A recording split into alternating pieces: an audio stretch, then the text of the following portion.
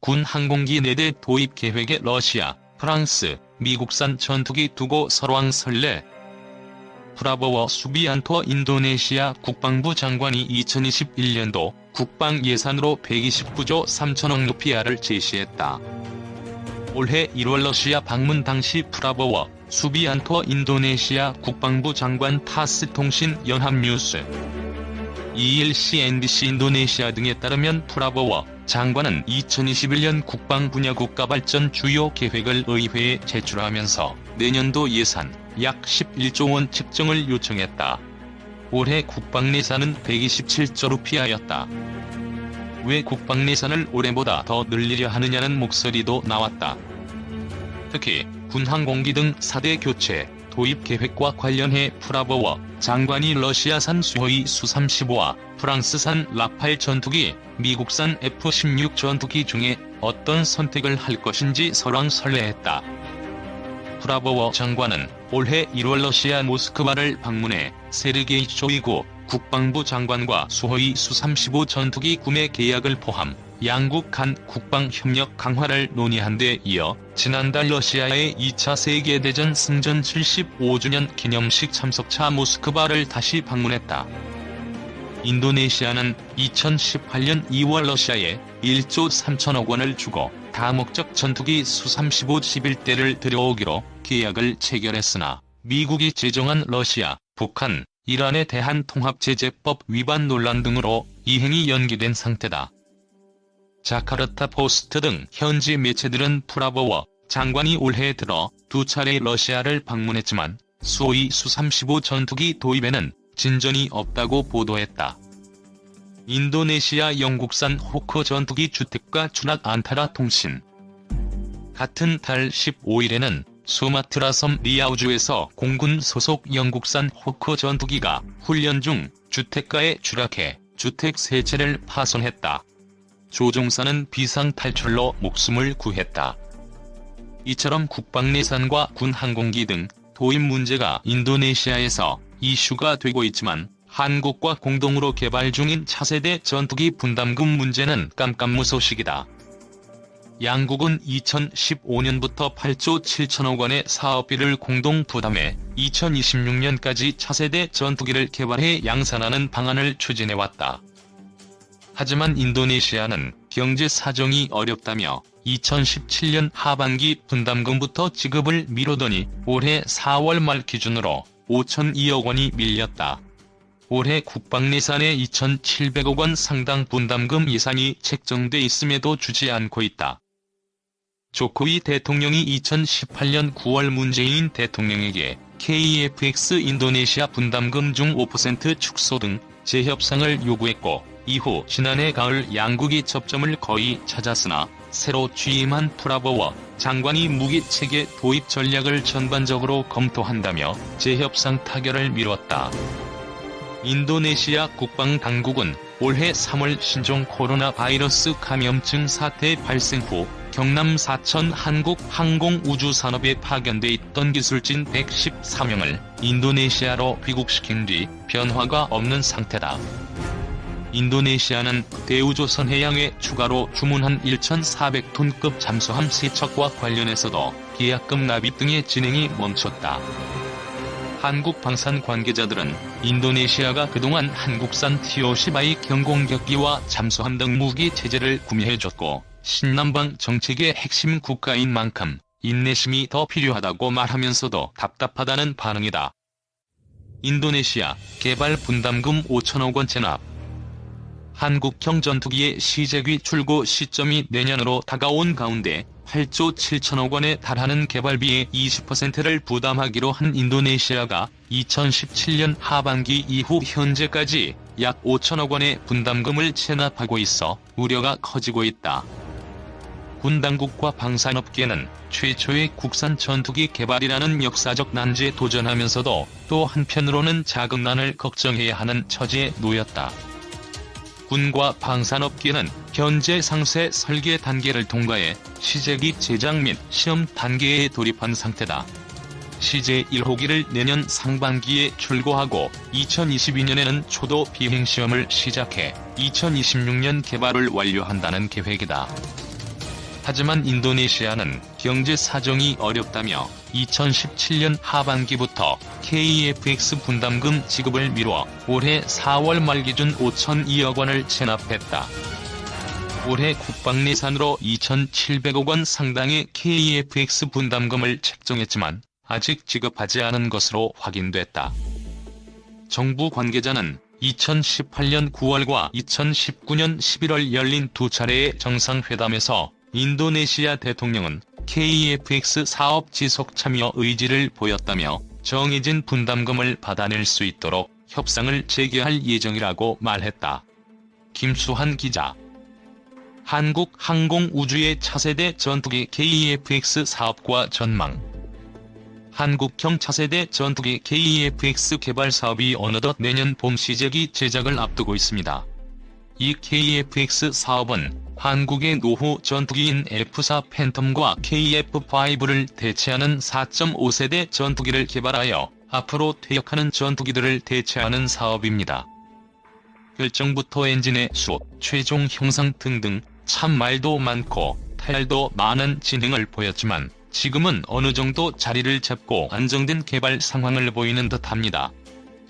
연구 개발과 양산에 총 18조 6천억 원이 투입되는 이 사업은 단군 이래 최대의 군사업으로 불릴 만큼 엄청난 프로젝트입니다. 한국항공우주는 이러한 한국형 차세대 전투기 개발 사업을 반드시 성공해야 하는 상황에 있는 것이지요. 2016년 사업 시작 이래 근 3에서 4년 만에 올해 10월부터 시제기 제작에 들어가게 되는데요.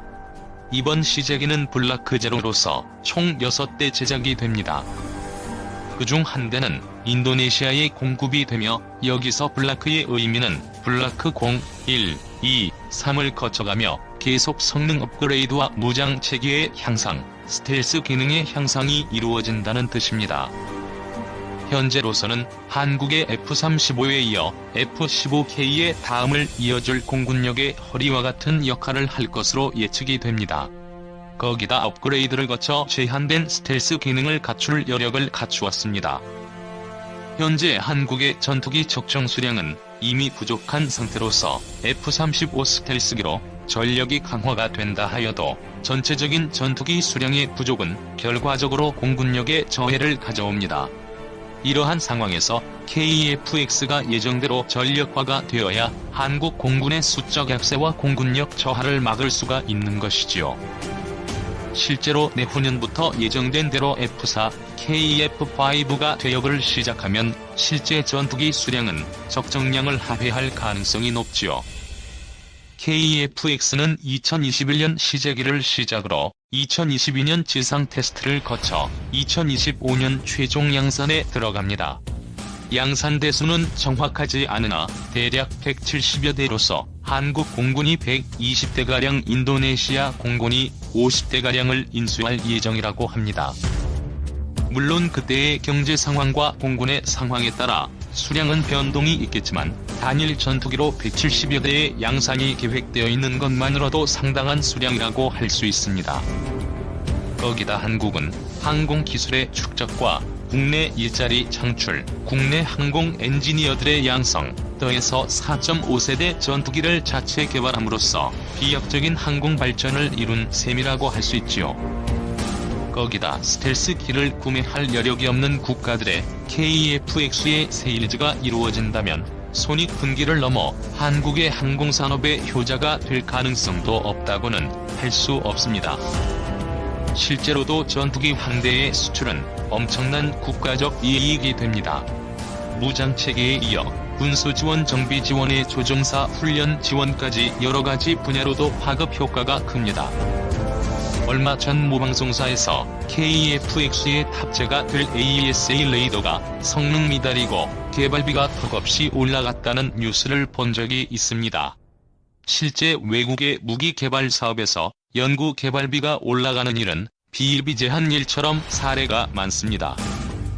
보잉의 F-15만 해도 비행 도중 벌크헤드의 문제로 두동강이 난 적이 있습니다. 하지만 이것을 모두 방산비리라고 부르지는 않습니다.